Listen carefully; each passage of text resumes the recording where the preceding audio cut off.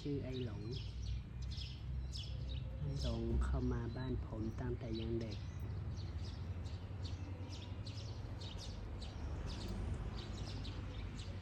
แต่มันฉลาดมาก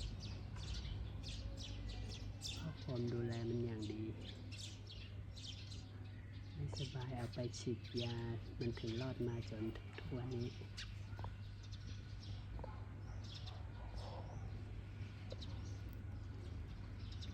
คนในซอยรู้จักมันหมด